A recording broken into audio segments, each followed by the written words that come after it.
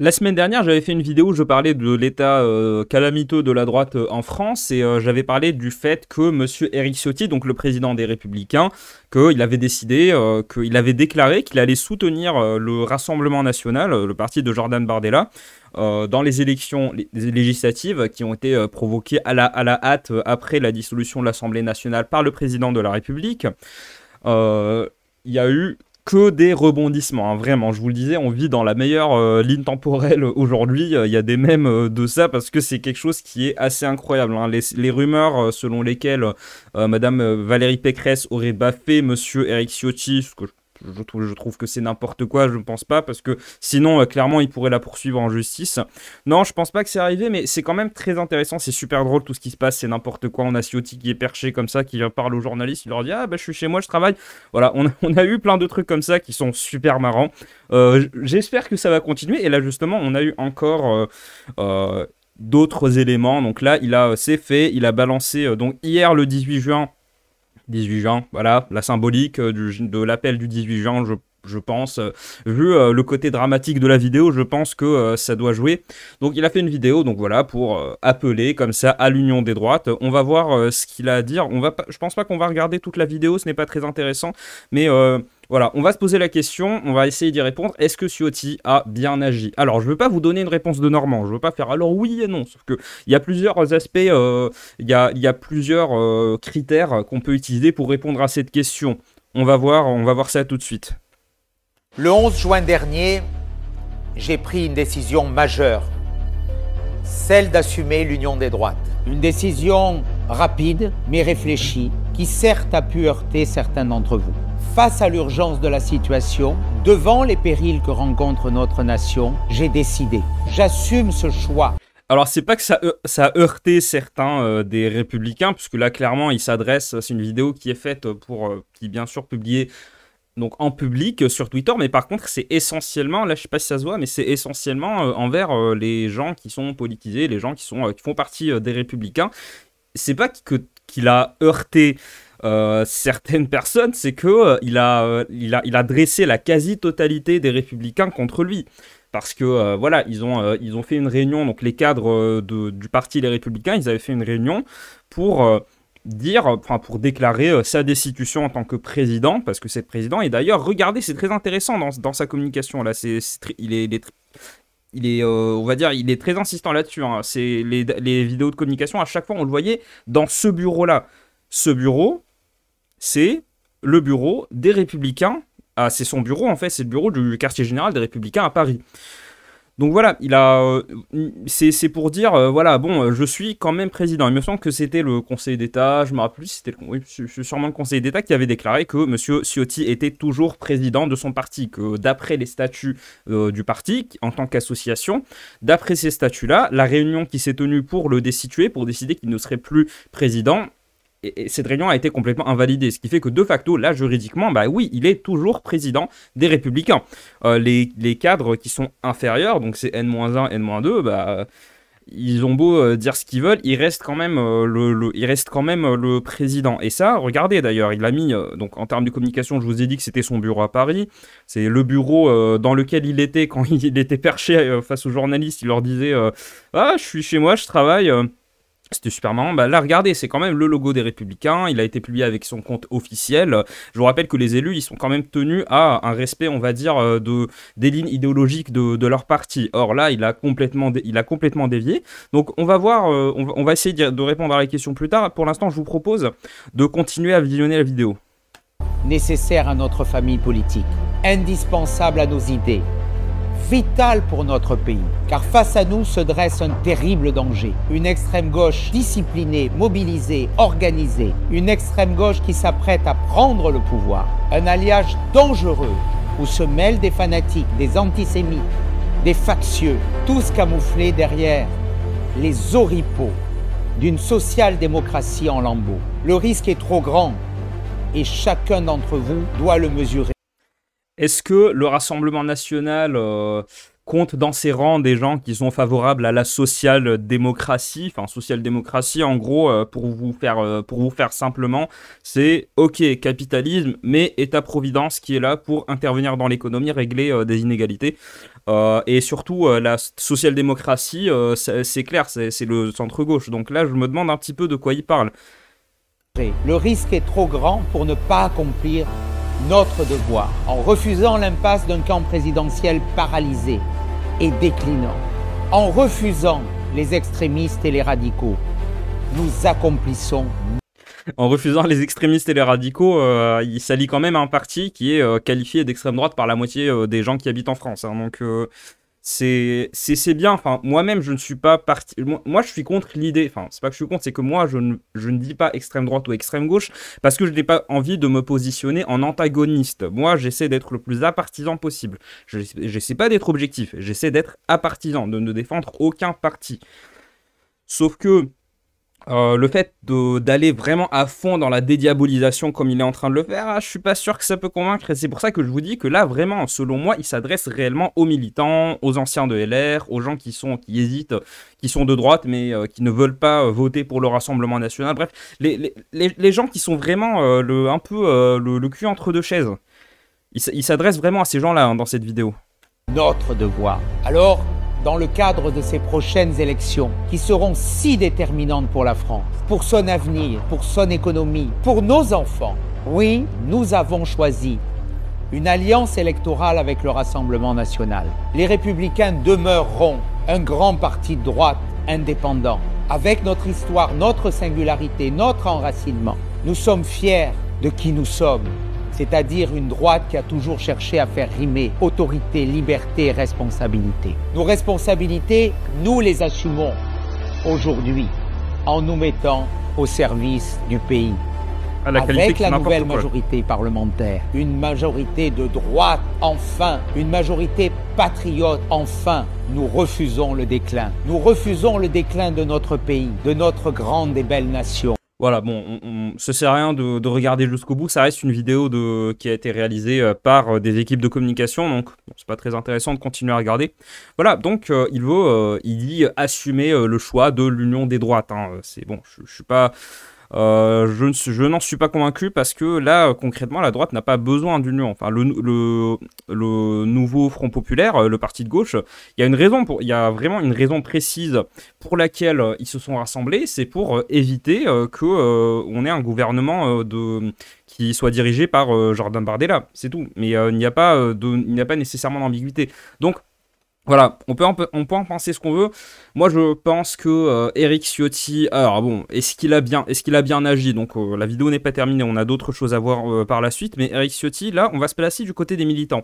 Sachant qu'il a été désavoué par vraiment la totalité des cadres du parti. En termes de... les militants, certes, il a été suivi par beaucoup de gens. Il a investi certains candidats qui n'étaient pas tous adhérents aux Républicains. On va le voir par la suite. Donc... en termes idéologiques, enfin en termes partisans, non, clairement il n'a pas bien agi puisque là les Républicains ils vont au bout d'un moment ils vont réussir à l'écarter, mais je pense que électoralement à l'égard des Républicains il n'a pas bien agi, mais par contre il a très bien agi pour sa carrière parce que le gars il est là au cas où vous si vous voyez pas le sous-texte derrière tout ça, c'est que il est en train de dire à Bardella je milite pour toi. Et ensuite, tu me passes un ministère avec un portefeuille. Donc, il est en train de demander, enfin, il est en train de faire une lente progression pour qu'il finisse au gouvernement de Bardella et qu'il ait un ministère avec un portefeuille. Typiquement, je sais pas, ministère de la Santé, ministère de l'Économie et des Finances, je ne sais pas. En termes économiques, je le verrais bien, dans un gouvernement Bardella, je le verrais bien au ministère de l'Économie et des Finances, donc à Bercy. On va voir. Moi, je pense que c'est ce qu'il est en train de faire. Donc, pour sa carrière, en fait, il est en train de voir clairement que les Républicains, c'est un parti, certes, qui est très puissant en termes de réseau, en termes d'influence, c'est pas grand-chose, par contre. Donc, c'est un parti qui est ancien. C'est un parti qui aujourd'hui ne peut plus rien assurer en termes électoraux parce que Macron est arrivé et essayez sérieusement, j'ai beaucoup réfléchi à ça, mais essayez de m'expliquer pourquoi est-ce que je voterai pour les Républicains à la place de voter pour Macron?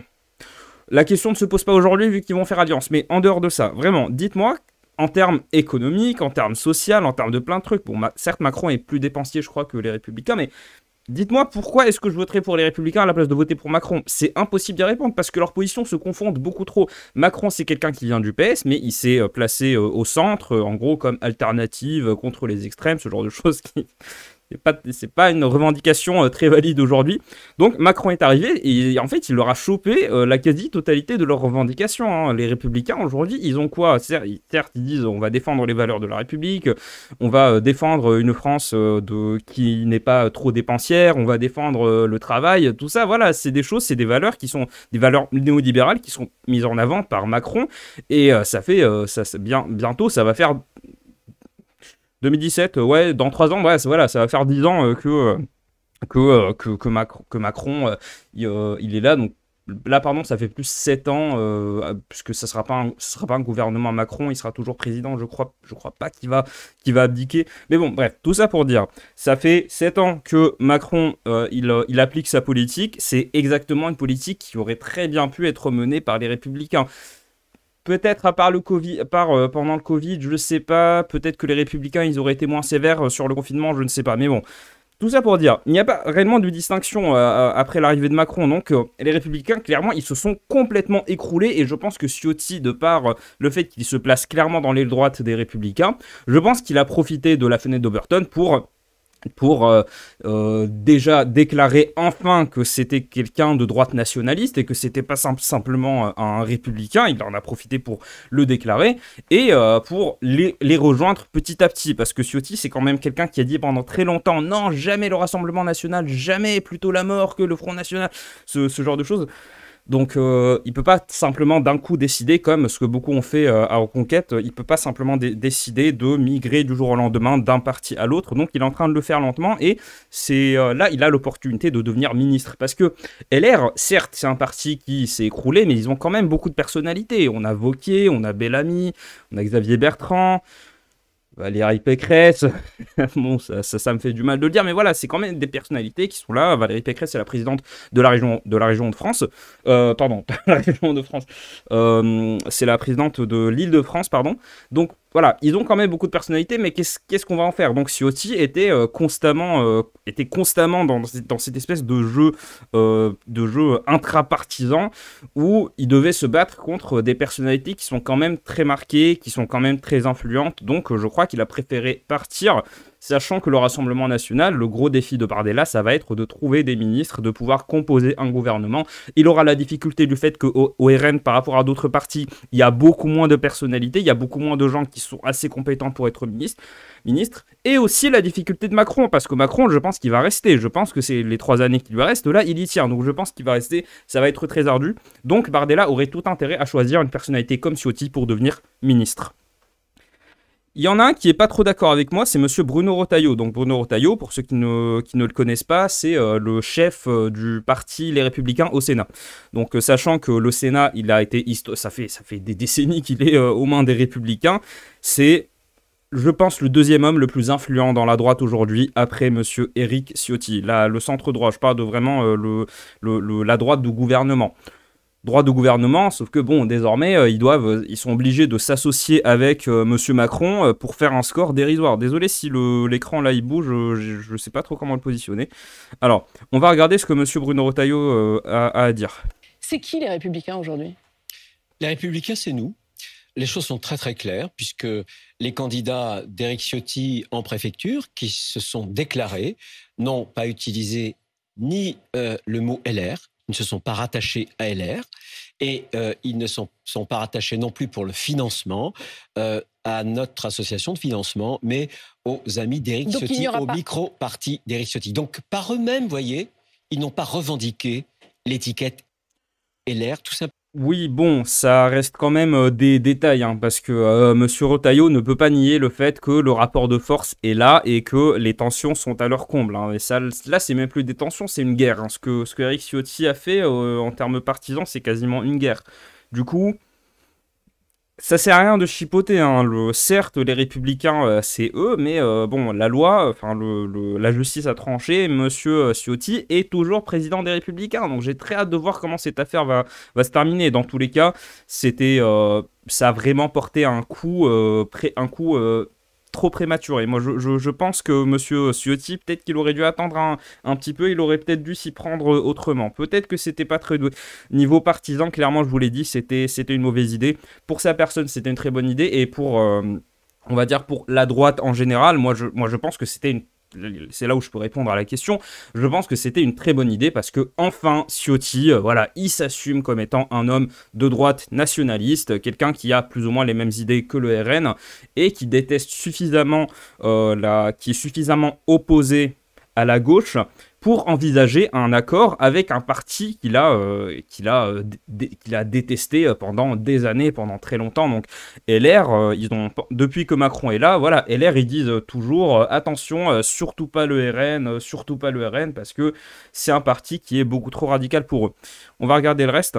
Simplement parce qu'ils savent que la position juridique est fragile. Bon, elle est fragile, mais elle est compliquée. Parce que si on en croit juridiquement, Éric Ciotti est toujours, au moment où on se parle, officiellement le président du Parti des Républicains. Provisoirement, bien sûr, mais heureusement, on est en démocratie. Et dans une démocratie, une association, vous savez qu'un mouvement politique ressorti des statuts associatifs, eh bien, un homme seul ne peut pas entraîner des milliers, des dizaines de milliers d'adhérents, de militants, là où on ne l'a pas autorisé à le faire, de façon contradictoire avec la ligne qu'on a toujours affichée. On n'est pas la Corée du Nord, on n'est pas une dictature. Le principe démocratique régit ALR, nos statuts, c'est notre règle. Alors, c'est là où il a raison, c'est que, bon, certes, le LR, la justice a tranché, il est toujours président du parti. En fait, ce n'est pas une déclaration comme ça, une déclaration d'alliance qui va faire qu'il sera destitué. Pour le coup, je pense que c'est complètement invalide et ça a justement été invalidé par la justice. Par contre, M. Retailleau a raison dans le sens où, voilà, il reste quand même rattaché à un parti. Il est tout en haut d'une tour où les fondations même de cette tour le détestent. Donc comment est-ce que ça va se terminer? C'est un feuilleton qui est très intéressant. Je vous cache pas que c'est quelque chose de très intéressant. Par contre, faudra au bout d'un moment que cette histoire se termine, hein, parce que s'ils veulent une victoire, les Républicains, si vraiment ils veulent une victoire, il faut qu'ils rétablissent, enfin, il faut qu'ils règlent cette question le plus rapidement possible. Et là, ça approche, hein, c'est dans 11 jours les élections, je vous rappelle. Donc on a un article justement qui est tiré du Monde. Les amis d'Éric Ciotti allient avec le RN un ensemble hétéroclite où les LR sont minoritaires. Je vais vous lire une partie. Loin d'avoir amené avec lui une part de LR, Éric Ciotti a plutôt dû solliciter de l'aide ailleurs pour trouver des candidats dont moins de la moitié étaient adhérents de LR. Particulièrement baroque, la liste reconstituée par Le Monde mêle d'anciens zémoristes des proches de l'eurodéputé, Reconquête, Marion Maréchal, de vieux routiers de l'UMP, des chroniqueurs de CNews, des collaborateurs parlementaires, un porte-parole de Donald Trump en France et un ex-député macroniste. Voilà, c'est pour vous dire que il galère clairement à trouver des gens à investir. Il a investi 62 candidats au total qui vont être... donc ça va être des listes qui vont être investies à la fois par M. Ciotti et son association, donc son association qui s'appelle les Amis d'Éric Ciotti. C'était peut-être pas très judicieux. Hein, clairement, c'était pas judicieux comme nom de parti. Bon, c'est un micro-parti en fait. Donc les Amis d'Éric Ciotti et le RN vont investir des candidats. Mais en fait, il galère. Pourquoi? Parce qu'il est un peu en retard. Les gens qui étaient à LR et qui sont partis au RN, ou alors des gens qui étaient au RN et qui sont partis ensuite chez Zemmour pour être déçus et revenir vers le RN, en fait, ils l'ont fait depuis longtemps. Et la grosse dispute qu'il y a eu entre tous les cadres de Reconquête, quand Zemmour il avait dit à Marion Maréchal casse-toi ou un truc comme ça, bref, ça aussi, c'était son feuilleton. Alors, c'est un feuilleton avec beaucoup moins d'épisodes que ça, mais c'était un feuilleton quand même. Et ça a fait qu'il y en a beaucoup qui étaient à Reconquête. Au final, ils ont rejoint le RN, ce qui a augmenté leur chance de gagner les élections, puisque c'était beaucoup jugeaient que c'était n'importe quoi. Voilà, il l'avait fait à ce moment-là, mais il l'avait fait aussi avant, notamment lors de l'échec de Reconquête aux élections législatives et l'échec cuisant au présidentiel, chose que beaucoup de gens n'étaient pas en mesure de prévoir. Donc voilà, les gens qui sont là, qui à l'instar d'Eric Ciotti, qui vont s'allier avec le RN parce qu'ils détestent la gauche à ce point, bah, c'est depuis très longtemps, ils sont déjà partis. Donc là, Monsieur Ciotti, c'est pas étonnant qu'il ait beaucoup de mal. Et voilà, donc même l'article du Monde le dit, c'est des anciens du RN, de l'UMP, ensuite qui ont rejoint Zemmour. Voilà. Alors, j'ai également cet article de mon média préféré, Libération, que je vous ai trouvé. Alors, je vais retrouver le passage. Alors, certes, il y a des candidats recrutés chez LR. Sur l'ensemble des 62 candidats, moins de la moitié, 26, étaient d'ores et déjà engagés en politique sous l'étiquette républicain. Parmi eux, Éric Ciotti lui-même, la députée sortante Christelle Dintomi, l'élu des Alpes-Maritimes Bernard Chez, le président des Jeunes Républicains Guillaume Carayon, le vice-président des Républicains Théo Michel, le maire de Cholet Gilles Bourdoulet, etc., etc. Bref, je ne vais pas vous faire toute la liste des candidats et leur CV, mais voilà, il y en a quand même, et il y en a beaucoup qui ne sont pas LR parce qu'ils ont quitté LR, mais ils étaient à LR auparavant. Donc voilà, mais de toute façon, c'est quelque chose qui n'étonne personne. Monsieur Ciotti a dit que c'était tous des adhérents. Bon, techniquement, un parti, tu peux prendre ta carte quand tu veux. Moi, je peux décider d'adhérer dans 2 minutes. Il suffit que j'ai terminé le paiement et c'est bon, je suis adhérent les Républicains. Donc voilà, c'est un petit peu facile.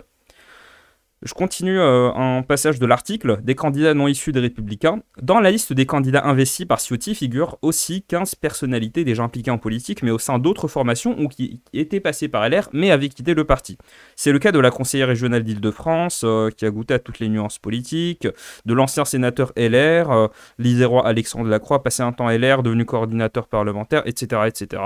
Voilà.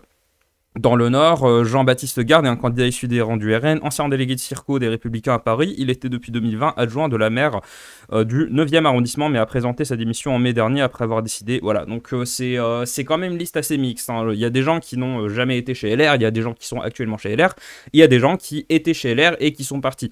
Donc voilà, faut faire attention parce que Le Monde et Libération, c'est donc les 2 articles que je vous ai lus. Le premier venait du Monde, je sais pas si je l'ai précisé, le deuxième de Libération.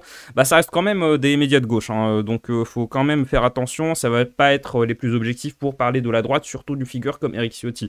On se souvient du moment où on a eu, comment il s'appelait, Sandrine Rousseau, donc la secrétaire générale, la boss du parti Europe Écologie Les Verts, qui a beaucoup contribué à la radicalisation de ce parti, ce qui fait qu'ils n'ont eu aucune difficulté à rejoindre LFI à l'occasion du nouveau Front Populaire. À un moment, elle lui avait dit « on t'avoue » comme ça, parce que il représentait, selon elle, pas du tout les principes de la République. Voilà, cette idée de principe de la République. D'ailleurs, au bout d'un moment, il va bien falloir qu'on se mette d'accord là-dessus, parce que la France Insoumise, ils disent les valeurs de la République, de moins en moins. Mais Europe Écologie Les Verts, le Parti Socialiste, voilà, tout ce qui forme le nouveau Front Populaire, ils parlent de valeurs de la République sans les définir, et les valeurs de la République elles sont également défendues par des gens qui sont issus des rangs du Rassemblement National. Donc tout le monde en fait est pour les valeurs de la République, mais personne n'est d'accord sur leur définition. Donc il va falloir au bout d'un moment se mettre d'accord, parce que c'est un petit peu n'importe quoi. Mais bon, c'est ce genre de déclaration un peu creuse. Donc voilà, pour revenir à Éric Ciotti, il va falloir que ce feuilleton se termine parce que électoralement c'est une très mauvaise idée. C'est de très mauvais augure, je vous le dis, parce que ça ne donne pas un semblant de stabilité. Donc voilà, pour sa carrière, oui, il a bien fait. Pour les militants, non. Pour le parti, non. Mais pour la droite, oui, il a très bien agi, parce que, comme je vous l'ai dit, ça fait très longtemps qu'on sait que Ciotti est beaucoup plus de droite que la médiane chez les Républicains, qu'il est plus radical dans ses positions, qui soutient, surtout les sujets dont il parle, c'est, comme je vous l'ai dit, l'identité, l'islam, l'immigration, l'insécurité, tout ça. Donc c'est vraiment des sujets qui lui sont chers, dont il parle depuis très longtemps. Nous, on le savait depuis très longtemps qu'il allait le faire, c'est juste que c'était surprenant qu'il ne l'ait pas fait plus tôt, parce que quand Reconquête a été créé, il y a plein de gens qui étaient chez LR ou alors chez le RN qui ont immédiatement rejoint Reconquête, et des militants également. Donc voilà, il est un petit peu en retard, mais il a quand même sa carte à jouer, et je pense qu'il finira au ministère, et je pense que Bardella aurait tout intérêt à le mettre au ministère électoralement, ça aurait beaucoup de sens, et surtout ça serait une manière de le récompenser, parce que là il va être exclu. Bon, tant qu'il est président, il est confortablement assis sur son trône, mais par contre au bout d'un moment on va finir par le décapiter. Sans se figurer, bien sûr. J'espère que personne ne va essayer de décapiter qui que ce soit. J'espère que ce genre de choses ne va pas arriver, mais bon, vu les forces politiques en présence, ça m'étonnerait pas que ce genre d'actes devienne monnaie courante. Dites-moi ce que vous en pensez en commentaire. D'après vous, est-ce que Éric Ciotti a bien fait d'agir ? avec cette idée d'union des droites qui en fait n'est pas vraiment une union, enfin un micro-parti qui soutient un parti. On peut pas vraiment parler d'union des droites, hein, parce que surtout que là, bon, il y a eu des affaires avec Zemmour, comme quoi il a refusé, il voulait pas mettre des candidats dans certaines circos pour pas faire de concurrence avec un potentiel candidat RN. Je vous ai dit ce que je pensais de ça. Moi, je pense que c'est une fumisterie, que c'est pour essayer c'est pour essayer, je pense, de... Non, je vais pas aller au-delà, je vais pas vous donner mon avis. De toute façon, je l'ai suffisamment dit. Donc, il faut vraiment que vous me disiez ce que vous en pensez en commentaire. Est-ce que vous pensez, est-ce que vous soutenez déjà Eric Ciotti dans sa démarche? Est-ce que vous voteriez pour lui? Est-ce que vous seriez prêt à voter pour les Républicains si tout le monde était d'accord avec Eric Ciotti? Donc, on va voir comment ça va se conclure. Moi, en tout cas, je vous remercie beaucoup pour les réactions très positives par rapport à ma dernière vidéo, même s'il y a eu une poignée de connards qui sont venus beaucoup plus desservir leur cause qu'autre chose. Donc, laissez un commentaire, laissez un like si la vidéo vous a plu. On se dit à demain pour la prochaine vidéo. Salut!